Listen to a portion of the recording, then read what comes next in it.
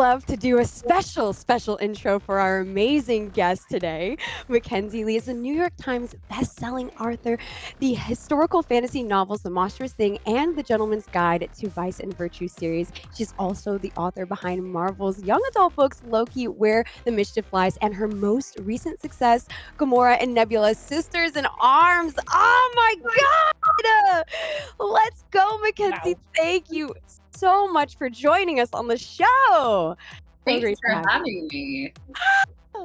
Yes, so I'm thrilled. I know you write Marvel books, so you know, and you're on the show, so it means you're watching the show Marvel's What If, the anthology series that actually kind of takes a second look at the universe in the cinematic world and shows a lot of universes of infinite possibilities. And boy, did this episode do it. That's all I gotta say. Ooh. I know, all our faces shook. We've been talking about it week for week. I know.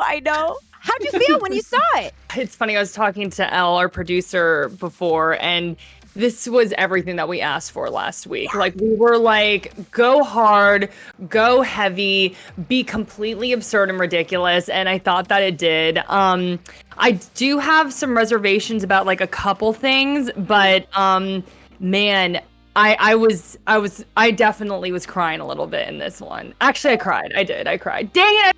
Oh my God! I cried at the end. I definitely cried at the end. But I think I was shocked that they went this dark, this heavy. Was definitely excited to see The Watcher. There's just a lot to talk about, but I definitely overall was very happy with this episode. Elle said that she thinks it's her new favorite episode. I'm still debating between this one and episode 2, but this one definitely didn't disappoint for me. So I think I'm going to be the dissenting voice on this one. This was actually my least favorite episode of the series so far. Yes. And so I haven't been here for all of your discussions, so I don't know what y'all talked about in terms of this show. I wanted it to do the opposite, which is I loved the first 3 episodes for how absurd they were and how kind of over the top, and they were going way out, outside the possibilities of what actually happened.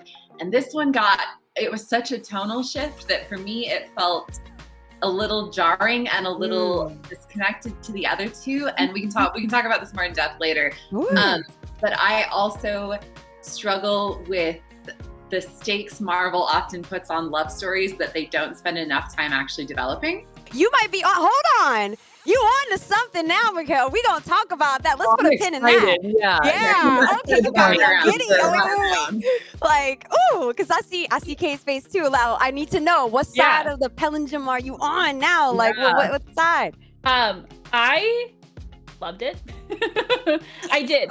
I'm a big fan of dark. I'm a big fan of like going into stuff like relating to mental health and like dealing with loss and grief. And I'm a really, really big fan of like these types of topics.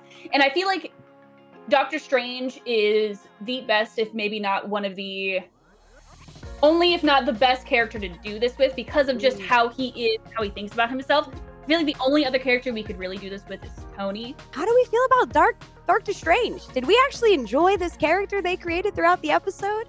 In passing, did you like this dark version, or did you think maybe it was a little over the top?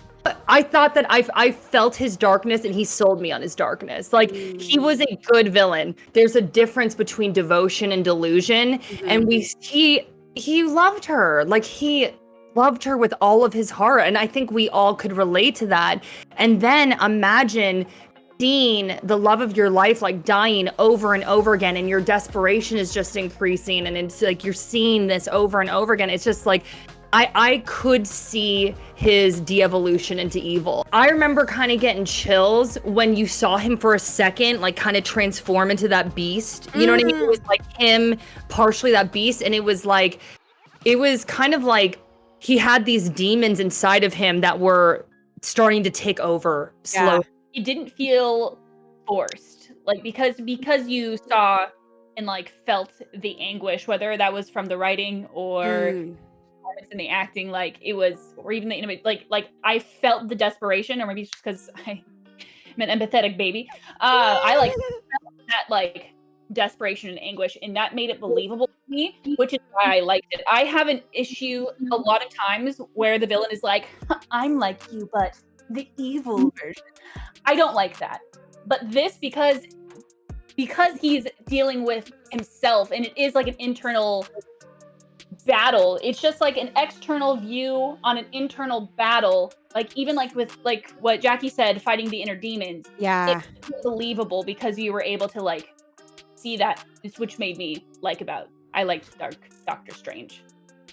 See, I might be a damper. See, I like the concept of Doctor Strange, but like the idea of him going to the bad side. But I really kind of thought this was kind of shallow. I want a Doctor Strange to have a little bit more depth in his descent into madness. Like really over this y'all must have had a big past. Were y'all married? Like I'm trying to figure out who this person is for you to live I'm sorry. I'm gonna bust it down for you real quick. I don't know if I have dated anybody I would live centuries for the impossible chance to maybe get them back in a world that is still dying. I don't know if I met that person. Kate's like, damn, maybe I look, I would. You would? Ah, see, look, I then know. maybe I'm You cold. know who the romantics are here, right? Like, with the previous 3 episodes, we've kind of set this precedent that we're picking a moment in the MCU and then diverging from it. Whereas this one, we start with almost a totally different version of Doctor Strange than we know from the film, which is that he's inherently, I think, much more empathetic. He's not so self-obsessed because he's so obsessed with Rachel McAdams. I can't remember Christine Palmer. And so we already see that we have we're starting with a different version of the character. And so I get it's a multiverse. I get that there is some Doctor Strange out there that is driven by romance instead of by his ego. But it didn't, in terms of the continuity with the other episodes, I don't think that worked. And I kind of agree that I don't think there's anyone I would go through all that for. I'm not really a big romantic either. But I think especially that I literally went back after I watched this episode and skimmed through the Doctor Strange film to be like, how many times does Christine Palmer actually show up in the it just seemed like such a weird choice to me to be like, you know who we're gonna have a love story about is Doctor Strange. I think it would have made more sense if they had left her out, and it would have just been if the Nexus event was him losing his hands, if that's the thing, and then you have this sort of you can keep the battle. I don't know. I think it broke the formula from the previous 3 episodes. I agree they're really short, and I don't mind that. This one felt like it was so much was done in montage that I think we did lose out on the story a little bit. Okay. It almost felt like this was script notes for a movie.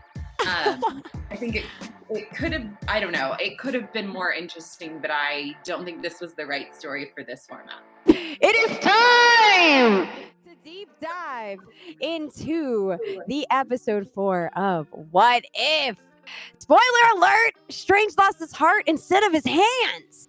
That's the episode, and that is the divergent moment for this week's episode in Marvel's What If. And boy, oh boy, we have words. We have talked about our impressions at the start of the stream, but now we actually get to get in it. And I think we're going to start from the top of the episode here, just to kind of bring the audience in on the journey of the episode. So again, if you hadn't watched it, you might want to get the heck out of here because we're going spoiler heavy right now. What do you think happened here? That's my question is, how the hell did we get Strange to not be this asshole, okay? You know what I'm saying? How did we get him to not be this condescending, snarky, I think I'm better than all thou person, to be someone who could fall in love with such a sweetheart and extend that relationship for so long? I'm curious what your guys' thoughts are.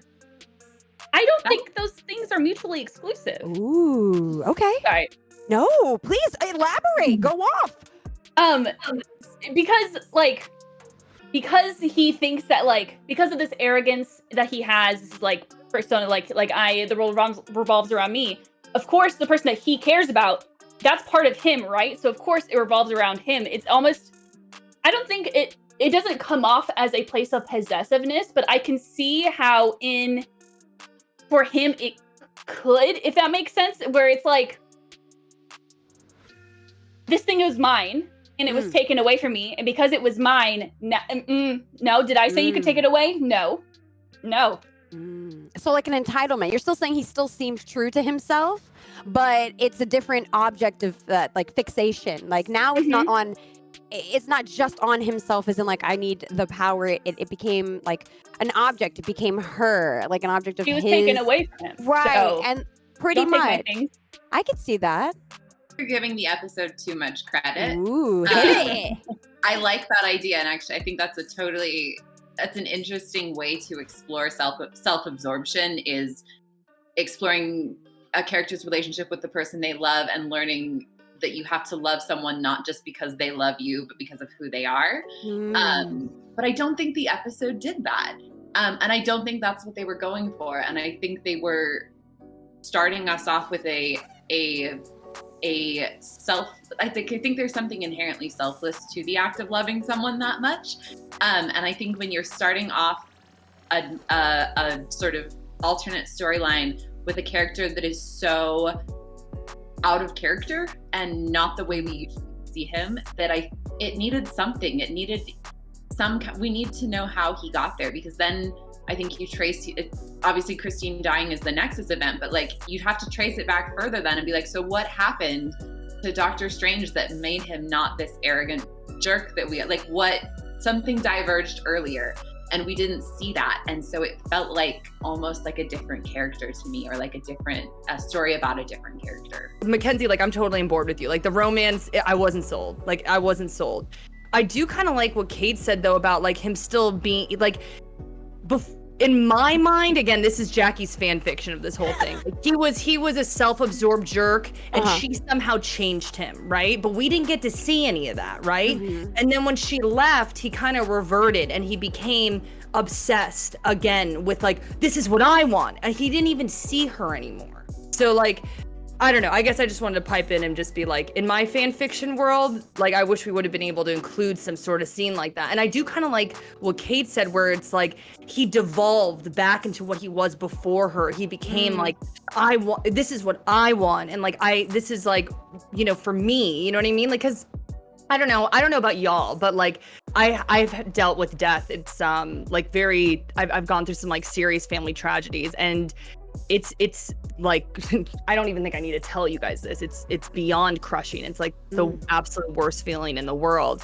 I think it speaks to the sort of muddledness of the story, that it could be all of these things. Like I think there's a difference between stories that are open for interpretations and stories where the premise is sort of muddled by the execution. And I think that that's what we're running into, because the fact that we can't even, it's not even a matter of agreement, but the fact that there is no real like defining story points to tell us whether or not this is a Doctor Strange who has been changed before we met him, or whether he's still that arrogant jerk and this is just a sort of extension of his feelings of possessiveness. I think the fact that we can't differentiate those is a little bit of answers our question a little bit about the muddledness of the storytelling. I feel like I want to go into our next topic, and I'm gonna lead it with you, Kate, because you kind of mentioned about like the themes of Strange and like grief and like the mental kind of anguish that Strange has gone throughout this episode. I'd love to hear your thoughts about it. What parts really got you excited, and do you think you enjoyed how they approached this in the show? There is nothing else that you can really compare it to, and visually seeing him tearing himself apart to try to make it better is such, like, visually to me was a great representation of what that feels like. So I think it did it justice, because like even like him consuming those things, like doing anything he could to not feel the way he was feeling, I thought like I'm a very visual person. I like visual representation, stuff like that. To me, I like maybe fanfic this in my head like a lot, but I did not take this story at face value. I put a lot of my own stuff onto it. I projected my own personal thoughts and feelings on this a lot. But when he was at the last bit consuming that like tentacle creature, like watching those surrounding him and watching like those things constrict him, to me, I know that feeling. And so for me, I was like, that is such a wonderful visual representation of that like binding feeling, that grief and that loss, and like becoming like someone mentioned like when he like half turned into the monster and then out of it, like that was like so beautiful and like heartbreaking. So for me, they dealt with those topics incredibly well because a lot of it was visual instead of being talked about, which could have been cheesy, but it wasn't for me. I love that. I want to shout outs to the animators and the storyboard artists for this episode, because honestly, if we want to put story itself aside, visually, the framework, the drawing is probably one of the most beautiful episodes we've seen. Like, not to mention the fight scene with how intricate that animation is. So much was happening. It wasn't just a straight back and forth fight. I throw this, you throw that. You know, the last episode we saw pretty cool fight scene, but this was very intense, and that doesn't just go into fighting. It is the visual depiction of those emotions and kind of the take on that. Well, we want to tell him, you know, feeling grief, but we want to actually show what that's like, and like in various ways that a superhero would explore it. And I think it's pretty cool. I like your take on that. I didn't feel that way when I saw the monsters, but I definitely kind of associated it in that, like we were mentioning before, the descent into darkness. I was like, yeah, he's absorbing more of his bad emotions for more power because he thinks he can do this, and he wants to embody all of this magical energy, and it's all kind of futile. He'll even stop time so he can do this quicker, like using all resources, and to the point of where he's deforming his body, and like those kind of abstractions definitely got me in my bag, like totally. I think it's also a credit to Benedict Cumberbatch, who has proved himself to be a really strong voice actor before. I think he did a great voice performance. And we have seen in these previous episodes that some of our favorite Marvel actors translate really well in their voices, and some of them don't.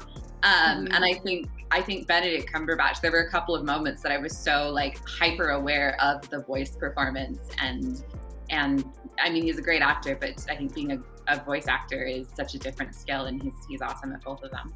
Is there things maybe you would have added, or maybe just certain language that you would have liked seen that would have added that weight for you, for those who didn't feel that connection right away? I'm curious. Going back to what everybody was saying, I agree that the portrayal of grief in the episode was really, really strong. The visuals, I mean, they used the format, they have animation, so why not do it? And I think they really utilized it really, really well. I think it was, for me, the problem was it's emotion without a source, and it's grief without a source. And so if we don't have that emotional foundation in their relationship, or we don't have that emotional foundation, which I think Marvel is really good at, and a lot of these movies, these sort of big blockbusters are really good at economically in like one or two scenes setting up like, here's what matters to the character here, and now we're going to take it away from her, and we're going to challenge it in some way. And so because we didn't have that sort of establishing moment, it just felt a little bit sourceless and rudderless. For me, romance in Marvel movies almost never works. And I think it is because it is so rarely allowed to develop organically. And why we end up, I think, as fans getting really drawn to the relationships that aren't meant to be romantic, but those are the ones the fans really latch onto. And sometimes in our fan fiction, we make them romantic, like relationships, even like the first one that comes to mind is Cap and Bucky. And like the reason people I think are so drawn to that relationship is because there's not only an established history, but also the rapport they in the episode. Marvel is not focused so hard on trying to make that lead into something else. Right. They get to be, and they get to exist sort of organically with each other. And that's often way more appealing and way more sort of like a better foundation, I think, for us to populate, to auto-populate sort of what's missing. Man, women characters in Marvel were just ancillary for so long. And we talked about this on the last episode, you know, but like in particular, we talked about that like forced romance with Black Widow and the Hulk. And it was like they were just throwing it in there to throw it in there, or maybe they just wanted to give like Black Widow a little bit more. And we also talked about like how the Black Widow movie is like literally like 5 years too late. Yes. I could even have said even more than that, you know what I mean? But I do think like, and tell me if I'm wrong here, but like the Captain Marvel movie was like the first one where it was like all about like a really awesome female character. I'm trying to think, was there one before? No, right? No, No, yeah, and it's like I think Ant-Man and the Wasp was the first. Yeah, okay. Which was Nathan title. Which Yeah, and I guess it's just like I do agree with you. I think the romances have been really dry, very forced. well, I And think part of it is they're so oppressively heterosexual. We need women's storylines that are not related to their relationships to men, or even not related to their gender politics. And that's part of why I love Captain Marvel, is that Captain Marvel is a movie where nobody makes a comment like, but you can't do this because you're just a girl. That never happens. It happens in the song. There's like a background song. It's like, I'm just a girl. But that's the only time they ever acknowledge her gender in it. Like, it's not a movie. And I think some of the, and I'm going off on a whole different rant, but a lot of these like girl power feminist movies that have come out lately, or not even lately, it's like in the last 5 years or so, spend so much time riffing on this theme of like, but you're a girl, you can't kick butt, you can't go to school, you can't design clothes, like whatever it is. It's like, but you're just a girl, and then they prove them wrong. And I'm really ready to start seeing, especially in Marvel, female characters who are not defined by their gender at all, and that's not even a conversation. The fact that Christine literally, and I can't, Christine literally only exists to be a vehicle for Doctor Strange's character growth and character change, and is literally, her death is literally the jumping off point for him to go on this entire adventure of self-discovery and evilness. And I just am really tired of seeing women defined by their relationships to men and as vehicles for the growth of the male characters. And in this episode, we kind of saw him, I wrote, reality hopping, because he never really changed the timeline. And I wanted to kind of bring that into the convo, which you were mentioning, Jackie, about the Watcher and about things, and how the Watcher, you know, he calls out to him at one point, and, you know, it's very terrifying, the thought if Nega Strange discovered that all he needed to do was to go into another timeline to find another version of his Christine. Instead, he was traveling amongst the same line, the same reality, in the same universe. If the Watcher somehow came into that library, like, that is a scary, impressive, intimidating presence, you know? Like, if he was like, stop what you're doing, Steven, or else, like, Steven would be like, oh, what in the hell? I'm done here. But then he was like, I'm just gonna just say this and then be like, he probably won't do it. Like, that didn't hit. That seemed very strange to me in the plot. But then later, the Watcher, like I said, like, so then I was like, I don't like the Watcher. I don't like him. Like, what the F? I was like, not about him. But then at the end, when he just like was watching Doctor Strange just being like, please, like, help me. And he was like, nah, bro, like, you brought this all on yourself. And it's kind of like, that's life, right? Like, we have to make decisions and they will have consequences, you know? And I thought like the Watcher being like, no, like, you made all these decisions. This is the consequence. And I'm just going to let you slowly, like, just become nothing. Like, you will just implode into oblivion, and I'm just gonna watch you slowly do that. Like, I kind of was like, okay, Watcher, like, now I kind of like you and have respect for you. I guess, like, what bothered me about that earlier moment was that if he can't intervene, then why did he whisper whatever he whispered to Doctor Strange? It's like, if he would have just been like, I wish I could say something right now, but I can't, and just didn't say anything, I would have been like, that's the Watcher. That's what he does, right? He watches, he observes, he doesn't like what's happening in this multiverse, but he can't do anything. You know, the fact that he like kind of intervened and then didn't intervene and then later was like, that sucks. Like, I was just kind of like, I don't know. I have a lot of questions about the Watcher. Yeah. He just like really, really wanted to let Doctor Strange know that he donked up. Like, bro, no, you really done messed up.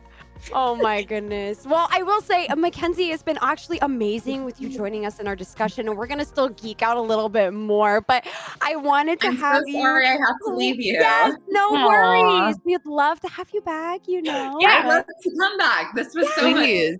Please. Again, check out Mackenzi Lee's amazing books. They're out. The links are in chat. Please. Thank you, Queen, so much for joining us today. My head is like, God, we might have a whole new supervillain in the MCU if the Watcher says anything to this person. So I think that's why he didn't want to say anything there, where he had to like that the fear, and we got to see a little bit more of the personality of the Watcher as a character of why didn't he intervene, and the toll that it might take to kind of have to keep that, ultimatum of never intervening, and to kind of keep that precedence of seeing such grief and despair of an individual of such power at that point, just beg and plead for a sliver of health. And we know the Watcher can do some stuff, but at that point, I don't think there was much he could do. I'm gonna be honest. What were we looking at? A goop?